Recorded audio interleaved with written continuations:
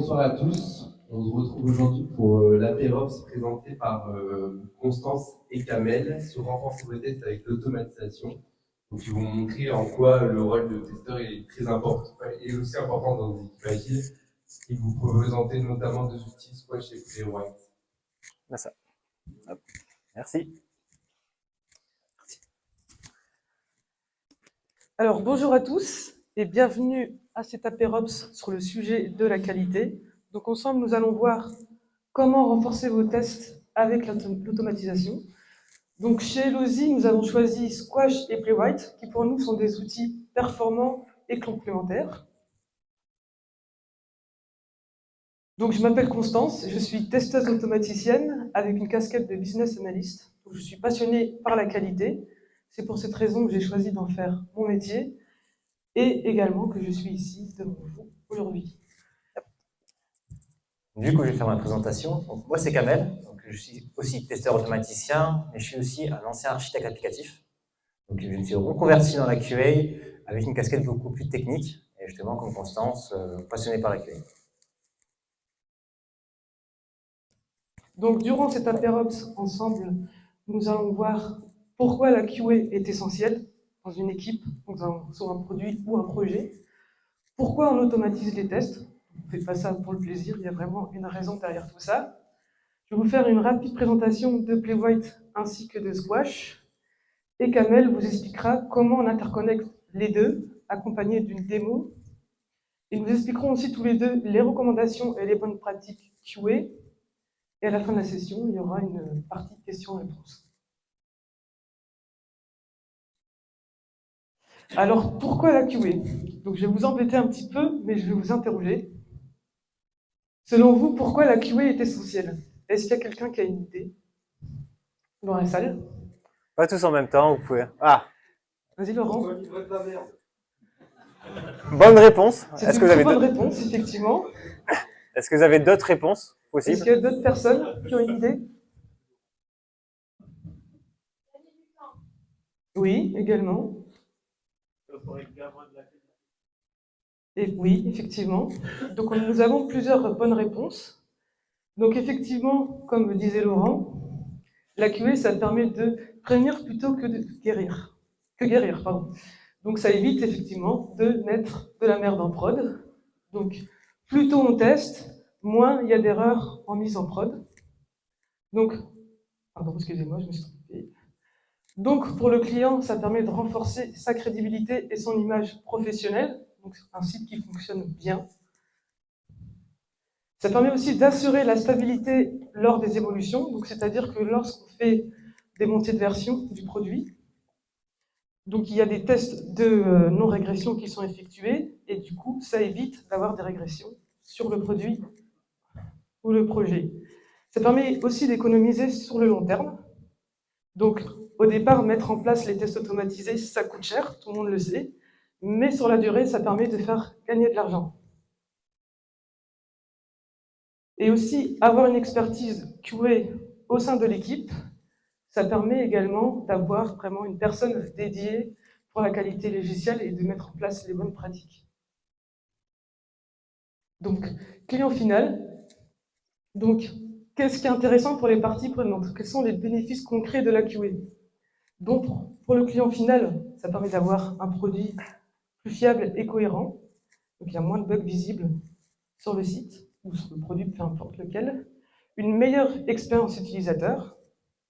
Pour le chef de projet ou le PO, ça permet d'avoir moins de retours correctifs, un planning plus stable et maîtrisé, et un suivi qualité avec des indicateurs clairs. En entreprise, on a la réduction du coût de maintenance, une amélioration de l'image, une image plus sérieuse, un ROI plus élevé sur les projets logiciels. Pour les développeurs, je pense que ça va vous intéresser, il y a moins de retours tardifs et urgents, c'est-à-dire un gros bug en prod qu'on doit corriger tout de suite. Des détections rapides des erreurs via les tests. C'est pour ça qu'on teste dans plusieurs environnements, notamment l'environnement de pré-prod ou l'intégration. Des spécifications plus claires grâce au cas de test. Donc, par exemple, on en parlera un peu tout à l'heure, mais le Tres Amigos sert également à ça.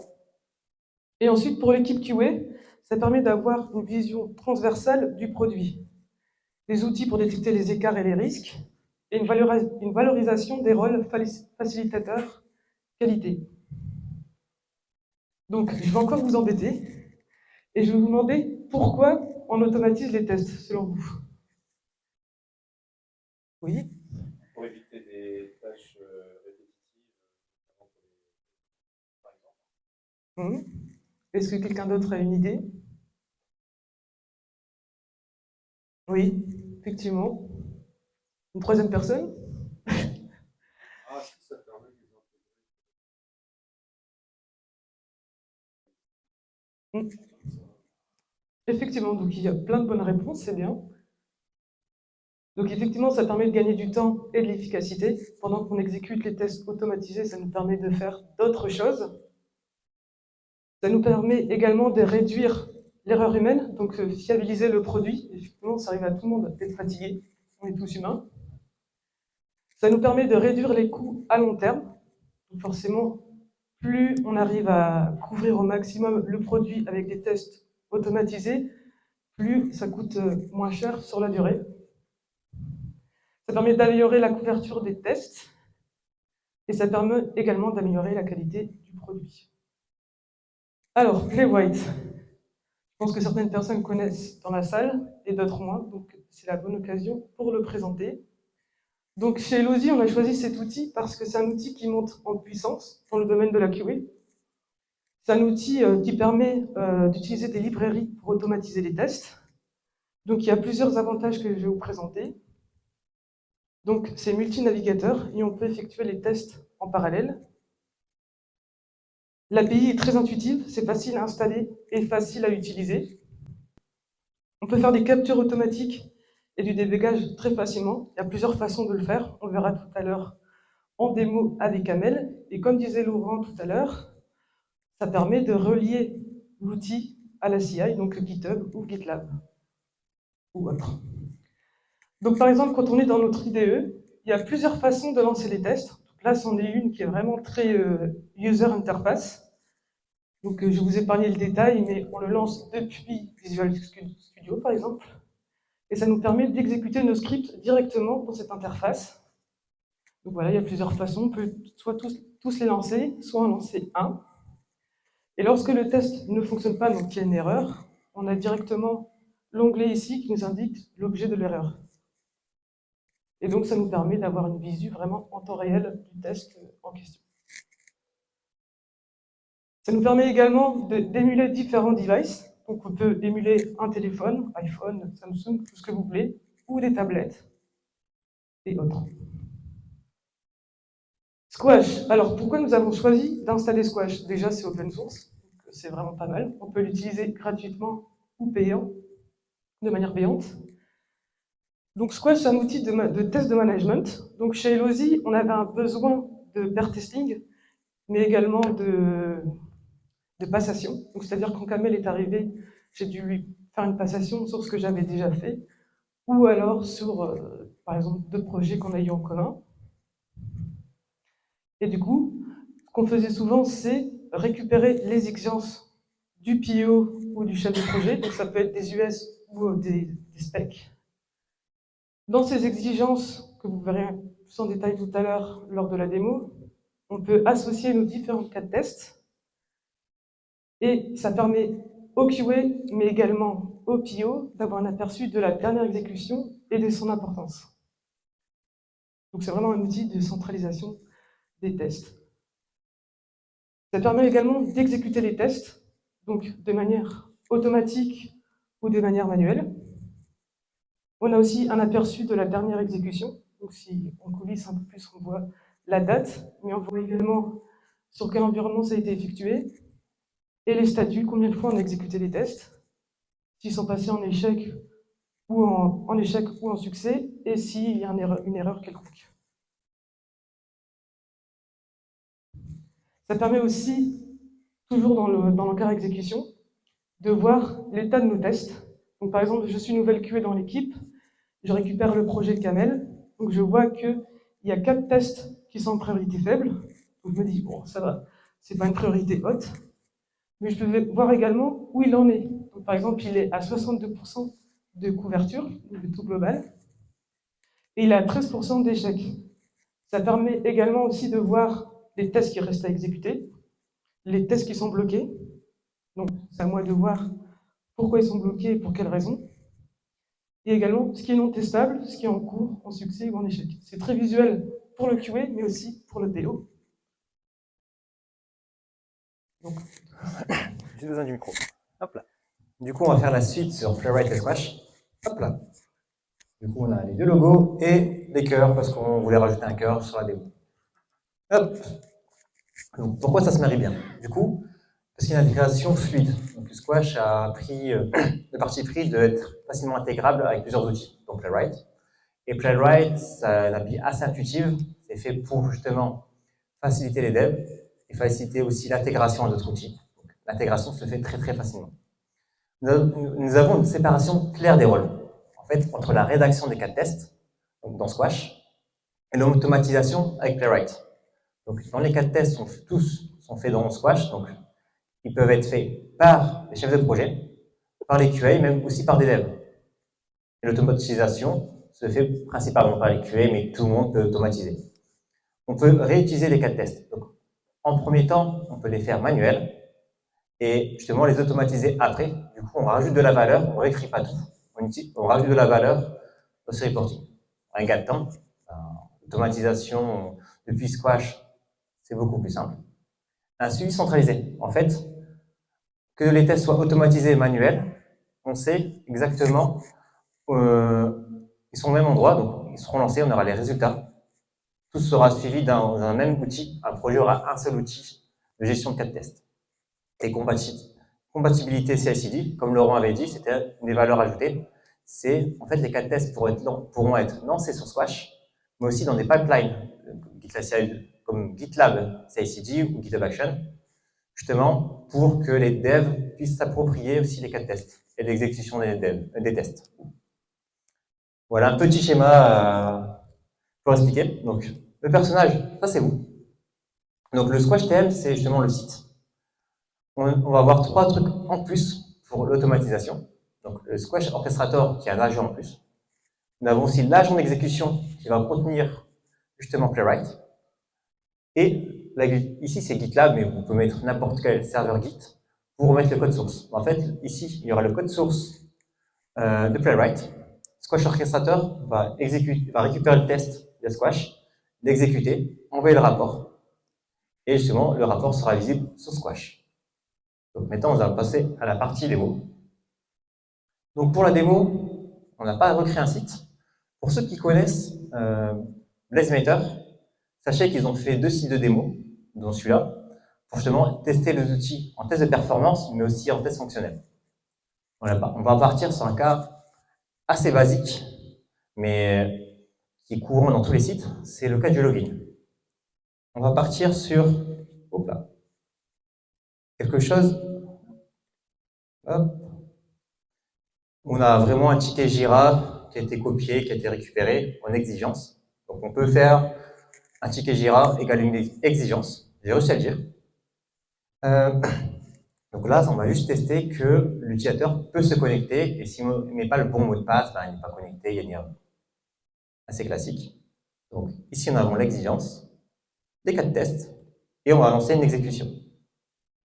On va commencer par une exécution manuelle. Donc, le truc critique, alors, si tu mets ton user et ton password, tu es connecté. Vous allez voir que, hop, en nouvelle exécution, donc l'exécution manuelle, nous avons les scénarios d'exécution. Donc, tout est écrit, vous allez voir, on va le faire ensemble. Ça peut être un peu long et surtout très répétitif si on doit faire ça tous les jours. Donc là, on s'est connecté au site. On doit cliquer sur le bouton Login. On doit écrire test ici. Pour l'instant, c'est good. On doit écrire test ici. Pour l'instant, c'est encore bon. Et on doit cliquer sur le bouton Login et on doit voir la page se rafraîchir. Et avoir un logout qui n'est pas affiché ici. Ça veut dire qu'on est bien connecté. sur ce site-là. Bon, vous avez pu voir que c'est un peu long.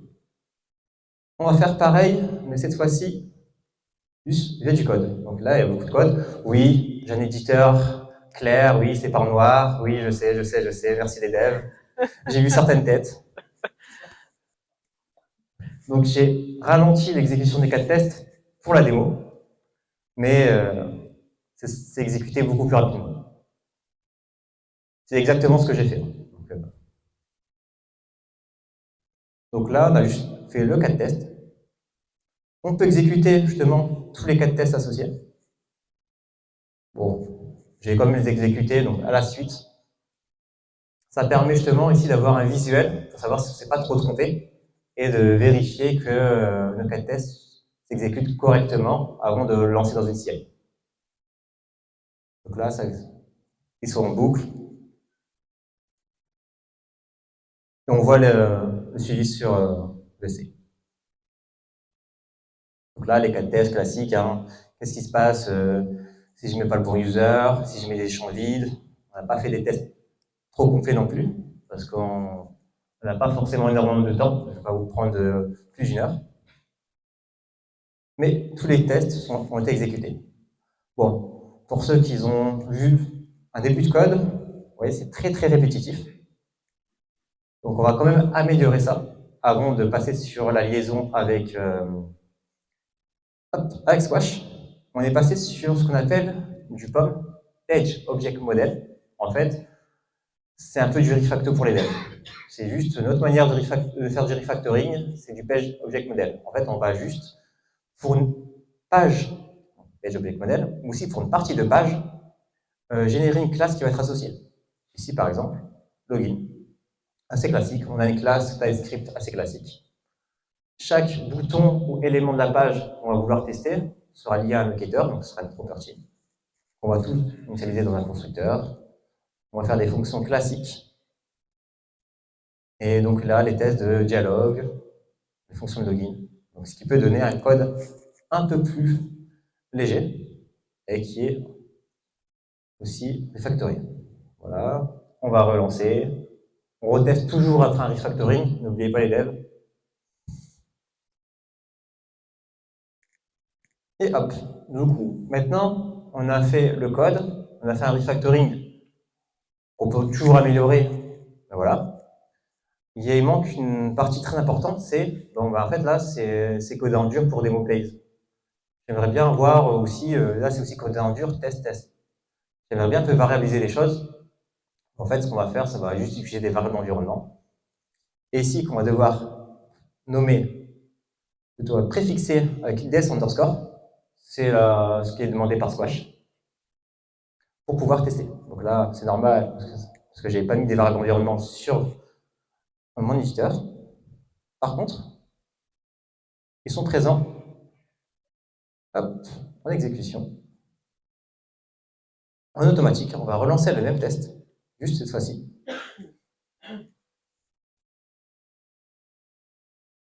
Ça met un peu de temps, oui, c'est normal, parce qu'on est dans un serveur de démo. On n'a pas fait un très gros serveur non plus, respectons le Green IT. Donc, on ne va pas faire un gros serveur pour une démo. Donc, le but, c'est de faire un peu de ressources juste pour la démo. Voilà, c'est normal que ça mette un peu de temps, mais dans la vraie vie, on a des serveurs beaucoup plus performants. Donc là, le statut est OK. Si on veut voir le résultat, ici, et le rapport qu'on peut lancer, on peut voir directement les résultats. Bon, on va pas faire test par test. Donc, la plupart du temps, pour une campagne, on va juste cliquer sur ce bouton et confirmer. Je vais juste vous montrer les premiers tests qui vont être exécutés et je vais vous montrer d'autres choses à côté. Donc là, ce qu'il faut savoir, c'est que c'est lancé en séquentiel. Donc ce bouton-là, c'est lancé d'une manière graphique, mais le but, c'est que soit c'est lancé à côté le soir, le matin ou durant la pause du midi, mais on peut aussi lancer ça dans une CI pour que ce soit lancé dans un cron job le soir.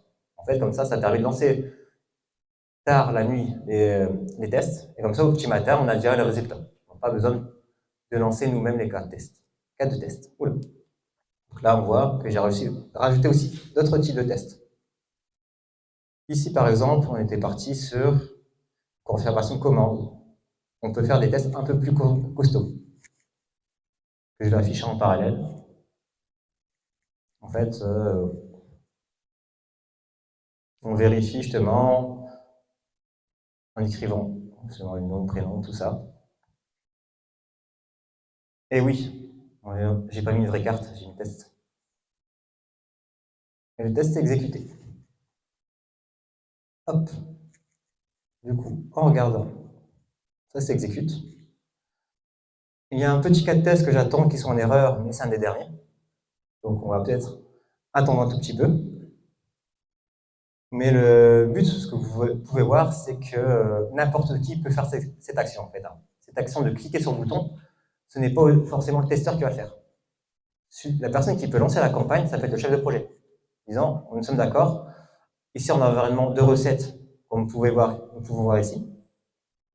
À telle date, on lance le cas de test. On lance justement l'exécution des tests, qui permet justement que, même en absence de QA, on puisse lancer les tests et que ce ne soit pas seulement le QA qui est maître des tests, même un développeur peut lancer les tests.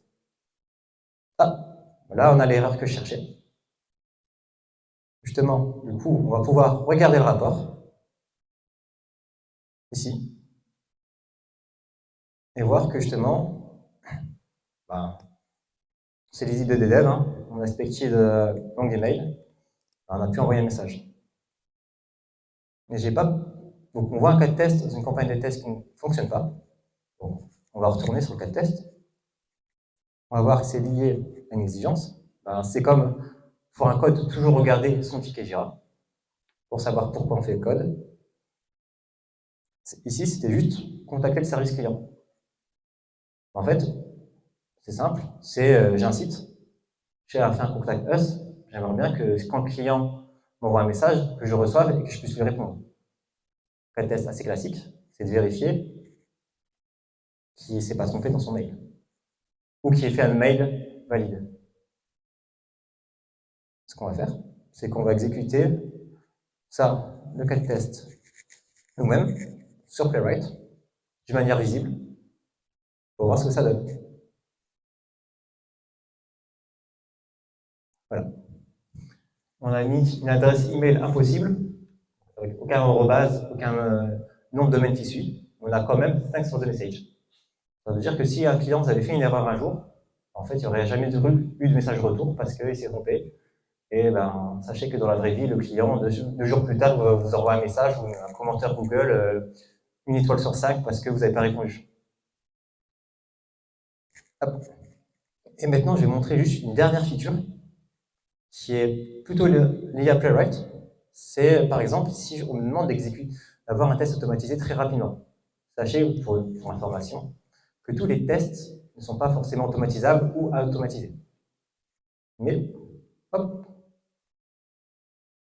si un jour on demande d'automatiser très rapidement, on peut générer du code. Ce ne sera pas forcément très très propre, mais il peut dépanner et faciliter justement le démarrage d'une automatisation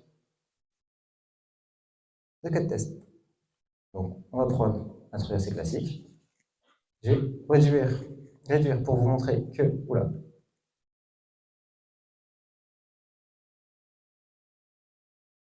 je vous ai montré des BlazeMeter, mais c'était des mots Blaze.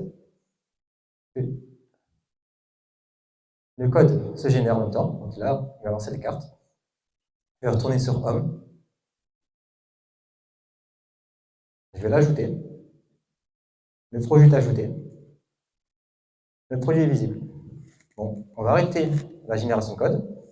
Ce qui va se passer, c'est qu'on va relancer le test qui est décrit.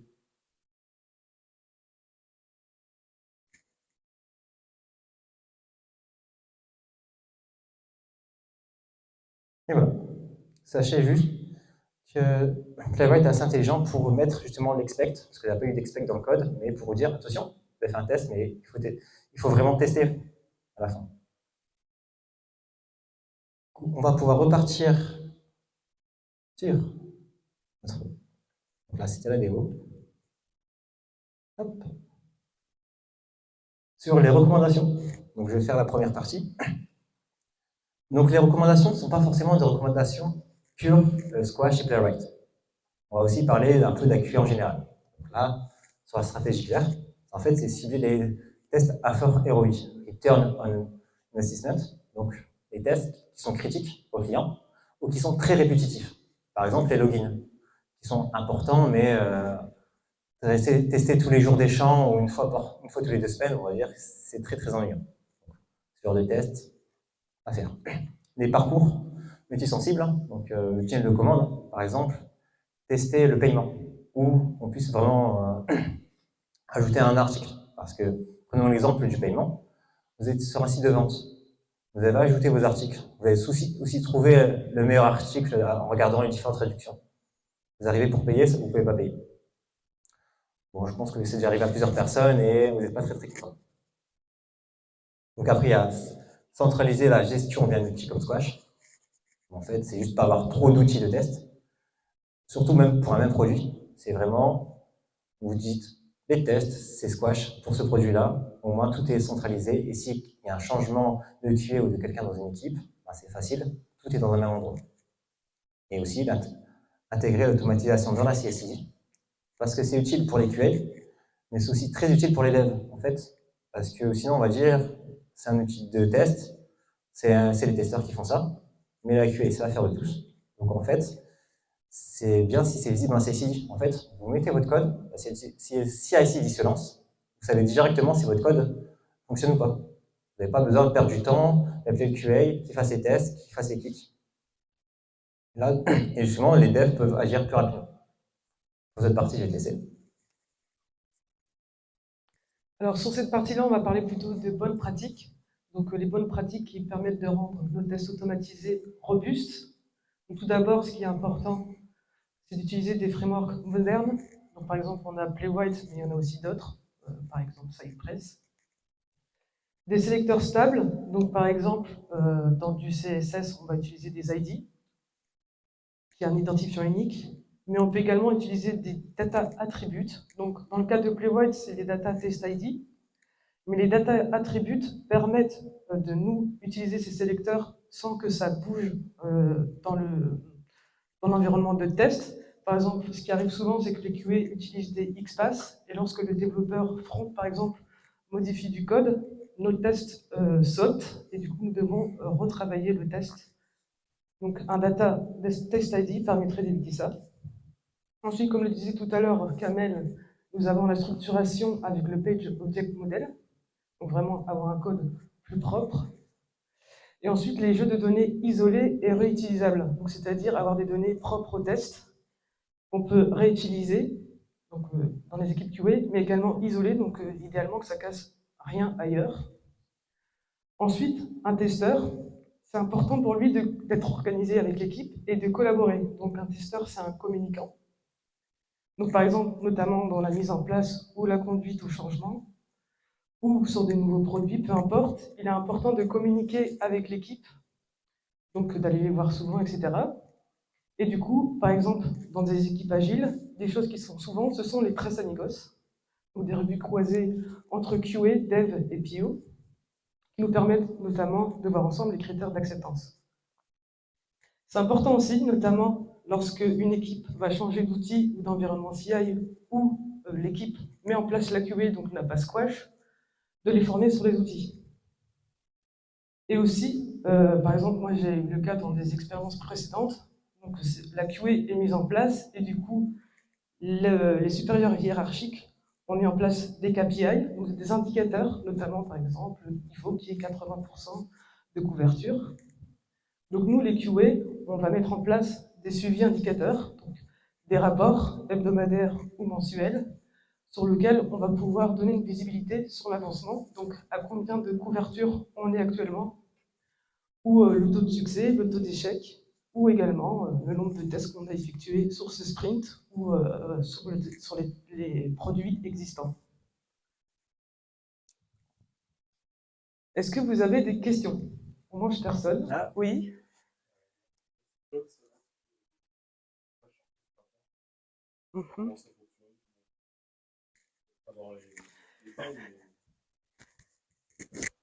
Alors, Squash Orchestrator, je vais peut-être même montrer rapidement. Ouais. Je n'ai pas forcément eu les droits sur cet environnement. En fait, Squash Orchestrator, c'est une image Docker que tu mets à côté. En fait, Squash a fait justement une image justement pour facilement automatiser les choses. Donc, c'est un serveur à part, justement, qu'il est connecté. Hop, si j'arrive à voir mon schéma. En fait, c'est justement, là, c'est sur un Docker. Donc, c'est un pod, on a mis ça sur Kubernetes. Justement, qu'il est connecté à Squash, justement parce que Squash Orchestrator a ouvert, on a ouvert certains endpoints. C'est juste un outil qui est en attente active. Donc, en fait, il connaît juste vraiment ses agents d'exécution. Un agent d'exécution, c'est juste un pod qui a les bibliothèques pour lancer des cas de test. Notre agent d'exécution, par exemple, Playwright, on a juste mis une image Linux avec un Playwright dedans. Et un Git aussi. Voilà. Squash Orchestrator a une liste d'agents d'exécution, on a utilisé SSH. Je suis un peu dans les détails, désolé. Et il est connecté à Squash sur plusieurs endpoints. Et à chaque fois que Squash, justement, envoie une demande d'exécution, Squash Orchestrator regarde sa liste d'agents d'exécution. Ça peut être plusieurs. Là, on a mis qu'un seul, mais il peut y avoir une dizaine. Distribue les cas de test, récupère les résultats, fait un rapport JSON et renvoie ça sur Squash. Mais en fait, tout est sur Kubernetes actuellement. Et c'est une image juste avec plusieurs endpoints ouverts. Voilà.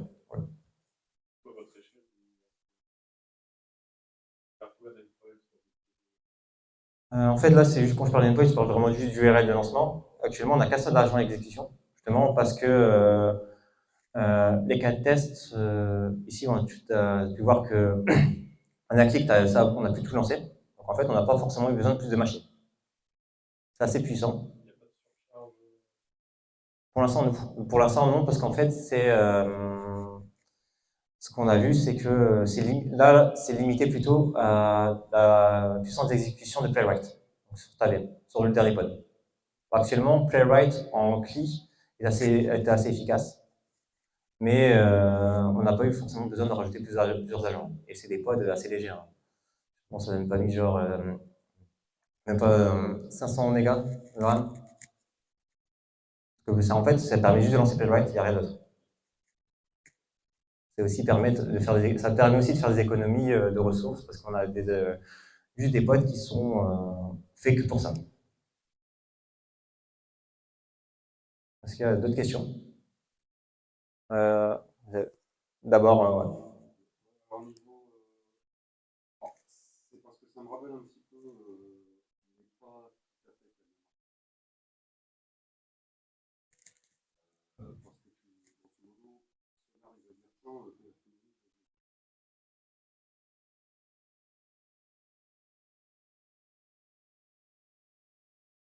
juste orchestrateur est capable de.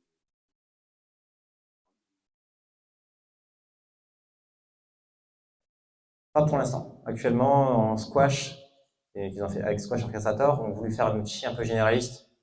Ensuite, Squash Orchestrator, ils ont encore un de leurs produits, mais ils ne sont pas concentrés là-dessus. En fait, justement, Sonar, c'est plus pour la qualité de code, en plus de la qualité, on va dire, des tests. Squash n'est pas encore concentré sur cette partie-là. Et il y avait une question ici. Alors là, c'est moins technique. Vous êtes déjà arrivé dans des équipes qui n'ont jamais travaillé avec des QA avant. Quelles sont les principales difficultés que vous avez rencontrées et comment est-ce que vous avez fait pour les contourner et les gens avoir une culture justement un peu plus QA, intégrer plus Déjà, quand on arrive dans un projet qui a une conduite au changement, il y a des personnes qui sont réfractaires et d'autres qui le sont moins. Ça arrive dans tous les projets de conduite au changement. Donc, comme je disais tout à l'heure, l'important, c'est de communiquer. Donc, moi, ce que je fais dans un premier temps, c'est essayer de mettre en place des ateliers. Donc, notamment avec les personnes qui sont moins réfractaires au départ, pour par la suite convaincre un peu plus les personnes réfractaires. Et du coup, je fais des ateliers sur les outils, pour les former sur les outils. Je propose aussi, parfois, ça dépend, mais des vies ma vie. Donc, par exemple, avec un développeur, s'il veut voir comment je travaille et comment on peut travailler ensemble, notamment sur tout ce qui est CI, etc. Et je propose également tout ce qui est outils, enfin, ateliers comme les Tres Amigos au niveau des exigences, et tout ce qui est revue, voilà, des spécifications ou des US. Je ne sais pas si j'ai répondu à ta question. Ouais, donc finalement, vraiment amener les Voilà, la stratégie, c'est de commencer par les personnes ouvertes pour ensuite convaincre petit à petit les personnes réfractaires. Donc ça, c'est vraiment petit à petit. Il y a plein de petites techniques, on va Je dire. vais juste rajouter un petit truc à côté, si tu as terminé. Vas-y. En fait, t'as aussi, ça dépend aussi des équipes. Par exemple, moi, j'ai travaillé dans plusieurs équipes, quand j'étais encore dev, sur la mentalité. Les équipes qui font que du build, les équipes qui font que du build et du run n'ont pas forcément la même mentalité. Quand tu as du build, en fait, ça va être très dur d'avoir d'accueil, clairement. Si tu as des équipes qui font du build et du run, vu qu'ils sont confrontés aux clients, ils sont confrontés aux bugs, ils sont confrontés aux erreurs, en fait, et quand je leur dis, si je suis là, je vais peut-être réduire le nombre de confrontations avec le client, je vais trouver des bugs avant le client. Bon, ça va être galère, tu vas devoir corriger des bugs, mais tu ne seras pas devant le client en disant désolé, j'ai fait planter en prod, voilà. Et après, il faut justement, donc ça, la première partie, quand c'est en build and run, c'est beaucoup plus simple. Il faut prouver un peu que la QA c'est utile. Donc en faisant des ateliers, en trouvant des bugs, en automatisant les parcours critiques, en fait, on va dire, en fait, c'est utile parce que je vois qu'ils avaient découvert des bugs que même moi, j'ai pas pensé. Et même moi, j'ai pas testé. En plus. Donc, disons que dans build and run, c'est simple. Quand tu es en pure build, il y a beaucoup plus de solutions, mais c'est Constance qui est meilleure que moi. Alors de plus en plus, il y a des personnes qui veulent des QA sur les projets build, c'est-à-dire qu'ils ont conscience qu'il y a besoin d'une démarche QA, donc ils vont démarrer un projet build, même en amont de démarrer le projet build, ils vont penser à recruter des QA. Donc ça peut être une nouvelle fonctionnalité sur le produit ou un nouveau produit, et du coup ils vont dire oui, il nous faut un QA parce qu'on ne veut pas reproduire la même erreur, enfin, les mêmes erreurs que sur le précédent produit. Et donc, de plus en plus, il y a quand même, malgré ce que disait Kamel, il y a quand même de plus en plus de personnes qui recrutent des QA sur les projets build. D'autres questions? Par rapport à ça, donc vous n'avez pas pris la licence. Non, pour l'instant, c'est une licence gratuite. Oui, on est resté sur la licence gratuite. Parce qu'elle répondait déjà très bien à notre besoin.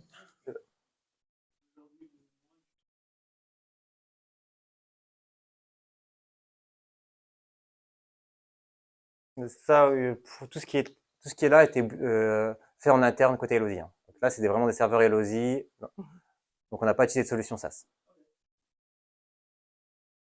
Est-ce qu'il y a d'autres questions? Je pense qu'on peut passer à la dernière slide. Oui. Du coup, on finit la présentation sur ça. N'hésitez pas à vos commentaires. C'est ça.